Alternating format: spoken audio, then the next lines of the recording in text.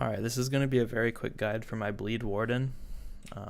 The basic idea is stack a bunch of attack speed, and each hit you do will stack a bleed.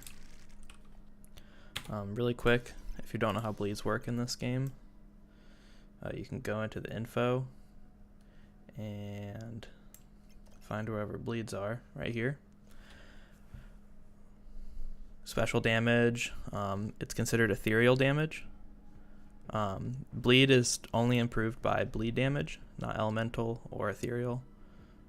If we look at what ethereal damage is, right here, what is ethereal? It ignores all enemy resistances and benefits from all your elemental damage stats added together. In this case, it doesn't work for bleed. That has its own damage scaling. But if we go really quick into a dungeon, just to show you kind of what it looks like, and then I'll explain it more. As you're hitting things, you're attacking very fast, and it's causing a lot of triggers to happen. And you can see right above the monster health bar, there's a stacking bleed that's constantly increasing. And you basically just want to get this number as high as possible. So how all of this works, if we go through the skills, we're maxing out rapid shot. This is the main attack I'm using. And if you saw, there's lots of splinters happening. This happens through splinters and razor tips. Razor tips are what cause bleeding. Other skills include the Master Ranger and Treant Guard. And we'll talk a little bit more about those later. Just got damage reduction, movement speed here. And Stormcaller. These skills don't do a lot.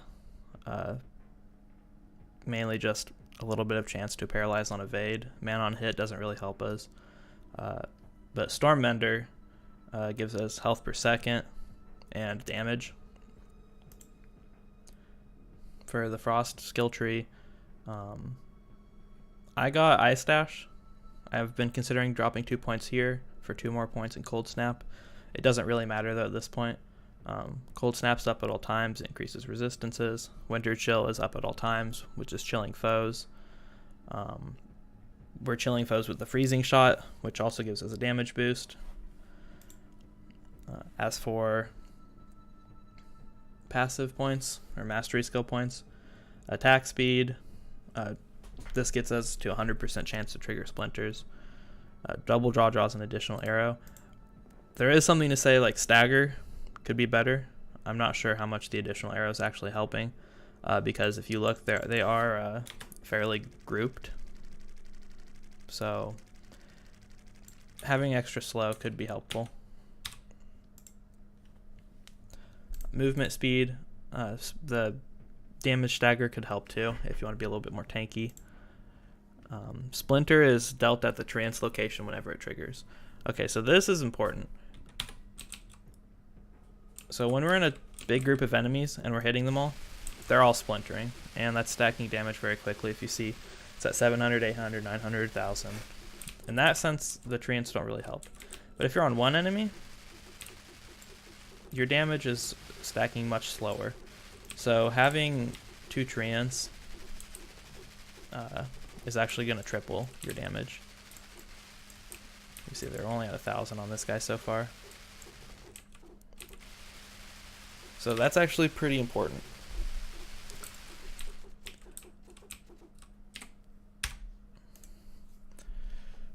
Increasing the damage of Splinter, it's kind of a trap.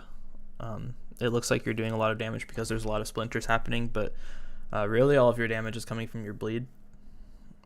Standing still allows the Warden to take better aim. This isn't going to increase your damage, but really it doesn't matter that much because all of your damage comes from your bleed. But something that can help for other characters is, you see right here, we have 10% damage increase. If you move a bunch, it's going to go down. But if you need to move very slightly while you're shooting, you can do that without losing your stacks, because the little jutters of movement aren't actually enough for it to count a stack loss. It's just a little trick I've found. And finally, reduces the cooldown of all ultimate skills. That's very important. Reach for increased AoE, increased healing. I've put in all of my points in damage and healing now that I've got pretty much everything else maxed out. Important things from here. I like the immune to movement impairing effects and knockbacks, just so I can keep my positioning correct. And base skills, commanding companions to attack, is really nice because if you'll notice when I'm shooting at targets, my treants will go to them.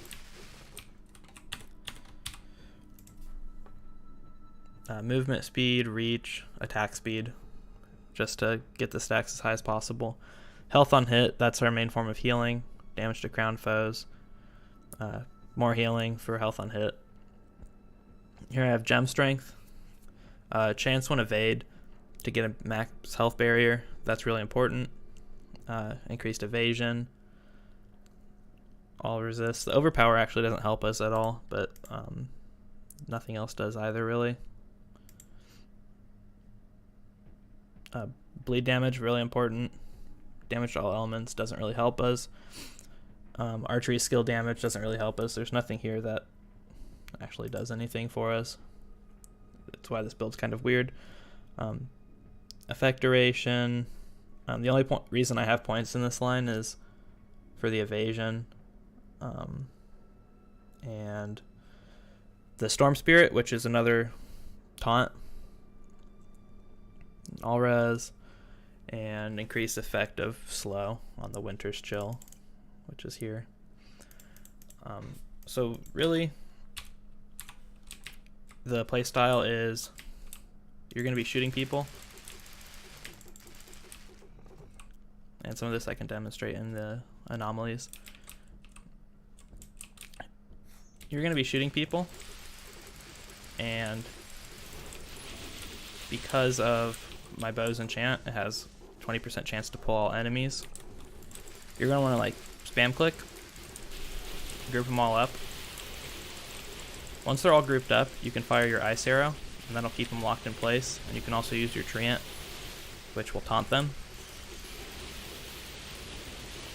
And you'll just keep pretty much using all of your cooldowns.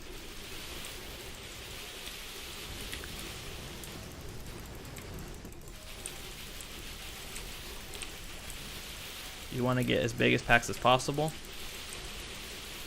Ideally, you could pull up as many people as it would take to get to 100% and just shoot into the pack. And the bigger packs you have, the better, because it's going to make more splinters hit everyone. See, this guy's already at 9,000 stacks because of the large pack. That's kind of the play style. I'll post another video of me doing an Anomaly 15 run. But to talk about the last few skills, Master Archer, it has an 8-second cooldown, and it lasts 26 seconds. Actually, I think the 8 seconds cooldown is because, yeah, I have cooldown reduction right now. We'll come back to that. Normally, it's like a 20-second cooldown with a 26-second uptime, so it lasts forever. Anything else I need to talk about with these? Not really. Also, the cold snap helps the cooldown. I guess that brings us to our gear and kind of the thought behind it. For the set helm, we're using the set because it's razor tips stack bleed infinitely. That's how I'm able to get thousands and thousands of stacks. Of course, you get the damage reduction. And here I have the greater rune. For each gem socketed, you gain increased health, mana, and damage by 8%. This is completely broken. It'll probably be nerfed, but you'll see the amount of gems we have is just making that insane. My damage goes from 48,000 to 18,000. Health, stagger damage, cooldown reduction, reach. You could probably change cooldown reduction for something like effect duration, maybe. And then I'm just maxing health. You can max other things like evasion or movement speed, that kind of thing. Amulet of Despair. It says effects take, or enemies by slowing effects take 20% more damage from all your attacks. Not sure if this counts for the bleed. It does say more, which would make me think that it's a multiplier. But there's not really any amulet I've found that's great for this build, so this one's been fine for me. I don't even have a rune on it, so here I'm just stacking increased gem effectiveness because we're going to have a ton of gems. Attack speed, all resist, reduce damage, cooldown reduction, tons of bleed damage. For the chest plate, reduce damage, all resist, increased effective gems. You want that everywhere you can get it. Tons of health on here, and the greater rune is increased evasion and damage reduction. That's insane. I don't think I need to say more about that. The rune on the boots is really important. Treant Guard summons a Treant Strider. If you look here, normally you have the choice between Treant Strider and Treant Guard. So if you have this rune, you get both. It's more damage on bosses. I'm using these boots for the increased movement speed. I have some evasion here, all resist, health, all of this evasion stacking up to 47%, and a 72% damage reduction. We have capped resistances. Inside, anomaly 15. We have 70% resistances, but if you pop Cold Snap, which will be up at all times, you hit 80%. So there's not really any reason to get more resistances. For the rune, I have this nicely rolled King's Rock Jeopardy. I'm not sure how much the crit chance really plays into the bleed. I don't know if bleeds can crit, but I can't find any other rings that I'd prefer to use. The lesser rune's really important. I don't know if you can get a King's Rock as a greater rune, but if you can, I would get it. 65% increased effect of all gems, and then another 20% on the ring. You can't get better than that. Then I just stack bleed damage here, stack attack speeds. Not much more to say about it. For the bow, set bow, 20% chance to pull enemies is really big. It took me a lot of money, like maybe 100 million crystals to hit that. But it's a huge damage increase. Stacking attack speed on the bow, and the lesser rune, another 85% attack speed. So with all that together, we're at 314. If we pop Archer, we're at 339 plus 85 is over 400. We're nearing 450% attack speed. Here, more attack speed. Health on hit. You need health on hit somewhere. I think you can get it at the boots as well, but just get it somewhere. One roll's enough. And then I like using the Challenger's Charm. It makes grouping enemies easier when there's more of them. It'll increase your clear speed. Says chilled foes suffer 25% increased damage from bleed effects from the lesser rune. We're always chilling from the ice arrow. I don't know how much of a increase this actually is, but there's not that many runes that I would use here. And again, effect of all gems, bleed damage. So in total, you have a lot of gems. So the Wayric's greater rune here is pretty big. For codexes, I use the healing touch a lot, just to be a little bit tankier, but really you could use anything here. And there's a few things that I could say. For the damage here, plus damage on bow, plus damage on the arrow, I don't know how much this actually helps. Originally I had attack speed and overpower, but the overpower actually doesn't help bleed because it's ethereal damage and it ignores resistances. The attack speed I could use, but I've just been trying out the damage and they feel about the same.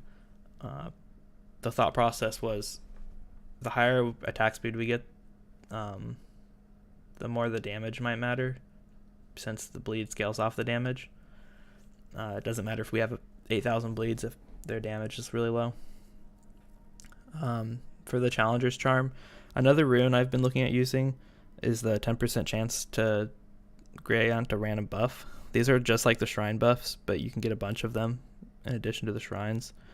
I haven't gotten another star gem to put more bleed damage on this, so I haven't really tested it much. You can also put the 20% damage is staggered on your boots. This will make you tankier, but your boss damage will be much lower.